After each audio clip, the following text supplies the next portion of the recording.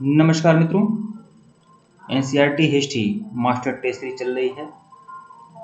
आप सभी का स्वागत है हिस्ट्री रिसर्च पॉइंट पर। हमारा ऑफिशियल व्हाट्सएप नंबर डिस्क्रिप्शन में दिया गया है, ऊपर भी हमारा ऑफिशियल व्हाट्सएप नंबर शो हो रहा है। अगर आप लोग को एनसीईआरटी हिस्ट्री का कंप्लीट कोर्स ज्वाइन करना है तो आप हमारे ऑफिशियल व्हाट्सएप नंबर पर मैसेज कर सकते हैं। हमारा ऑफिशियल व्हाट्सएप नंबर है 8318397276। हमारा ऑफिशियल व्हाट्सएप नंबर 8318397276। व्हाट्सएप पर मैसेज कर सकते हैं आप सभी लोग। अगर आप लोग को कंप्लीट कोर्स ज्वाइन करना है तो 1499 का कंप्लीट कोर्स है आप लोग का, ठीक है। एनसीईआरटी हिस्ट्री आप लोग को क्लास 6 टू 12 की पूरी एनसीईआरटी का chapter wise notes, chapter wise test series, lectures video के सारे नोट्स और इसके अलावा 2500 क्वेश्चन की मास्टर टेस्ट सीरीज भी आप लोग को मिलेगी। यूपीएससी के लिए, स्टेट पीसीएस के लिए, KBS, NBS, DSSB, TGT PGT और बीपीएससी बिहार टीजीटी पीजीटी सबके लिए काफी इंपॉर्टेंट है। आइए देखते हैं। यह टेस्ट सीरीज संख्या 22 है, ठीक है। टेस्ट सीरीज संख्या 22। कुछ कम ही प्रश्न रह गया है, 4 से 5 प्रश्न, तो मैं छूट गया था, इसीलिए मैं अलग सीरीज में बना दिया हूँ।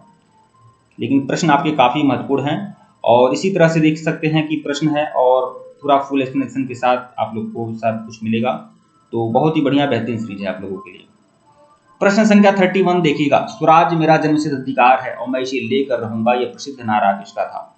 लाला लाजपत राय, गोपाल कृष्ण गोखले या बाल गंगाधर तिलक? तो बिल्कुल बाल गंगाधर तिलक का था। होम रूल लीग आंदोलन के दौरान बाल गंगाधर तिलक ने अपना प्रसिद्ध नारा दिया था। अब देखिए, यह नारा बाल गंगाधर तिलक का है, लेकिन यह नारा उन्होंने कब दिया था? होम रूल आंदोलन के दौरान दिया था, ठीक है। स्वराज मेरा जन्मसिद्ध अधिकार है और मैं इसे लेकर रहूंगा।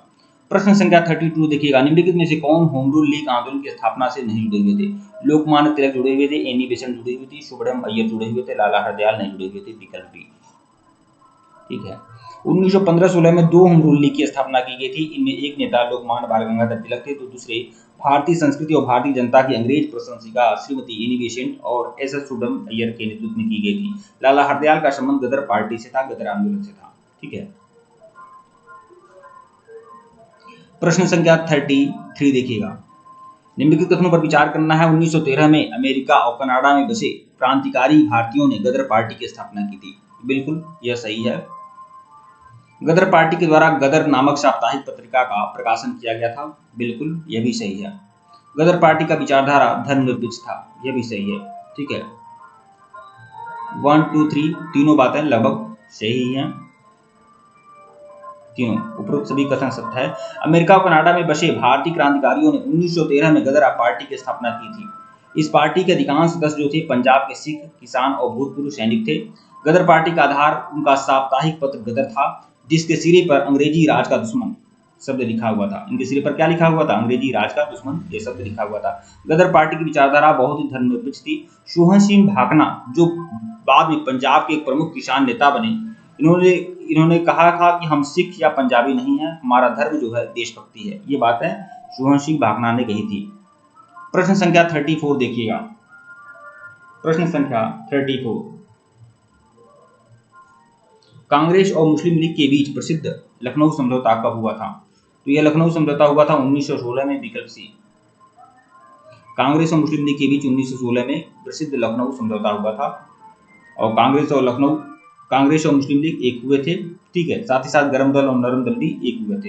प्रश्न संख्या 35। 1916 के कांग्रेस के लखनऊ अधिवेशन के संबंध में नीचे दिए गए कथनों पर विचार करना है। अंबिका चरण मजूमदार ने इसकी अध्यक्षता की थी। बिल्कुल सही है। इस अधिवेशन में कांग्रेस के गरमपंथ और नरमपंथ दल के नेताओं ने पुनः एकता स्थापित की थी। यह भी सही है, ठीक है। तीसरा देखिएगा। इस अधिवेशन में कांग्रेस ने मुस्लिमों के पृथक निर्वाचन मंडल के सिद्धांत को स्वीकार कर लिया। यह भी सही है। 1, 2, 3 तीनों बातें सही हैं, मतलब विकल्प डी। उपरोक्त सभी कथन सत्य है। 1916 का कांग्रेस का लखनऊ अधिवेशन की अध्यक्षता अंबिका चरण मजूमदार ने की थी। कांग्रेस के लखनऊ अधिवेशन में कांग्रेस के दोनों हिस्से फिर से एक हो गए, मतलब गरम दल और नरम दल एक हो गए थे। 1916 के कांग्रेस के लखनऊ समझौते में कांग्रेस और मुस्लिम लीग के बीच भी एकता स्थापित की गई थी। यह आमतौर पर लखनऊ समझौता इसे कहा जाता है। कांग्रेस और मुस्लिम लीग की जो समझौता हुआ था उसे लखनऊ समझौता कहते हैं। लखनऊ समझौता हिंदी मुस्लिम एकता के विकास में महत्वपूर्ण कदम था। कांग्रेस ने इस अधिवेशन में मुस्लिमों के पृथक निर्वाचन मंडल के सिद्धांत को स्वीकार कर लिया, जो बहुत भारी भूल थी, ठीक है।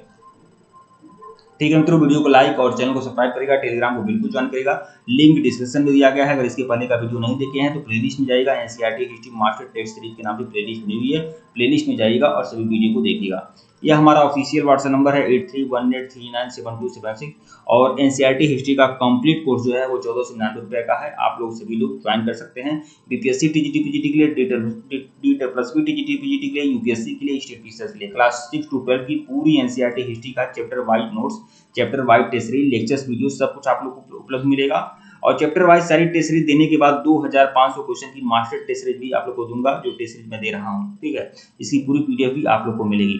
ठीक है मित्रों, धन्यवाद आप लोग को। टेलीग्राम बिल्कुल ज्वाइन करेगा, लिंक डिस्क्रिप्शन में दिया गया है। धन्यवाद आप लोग को।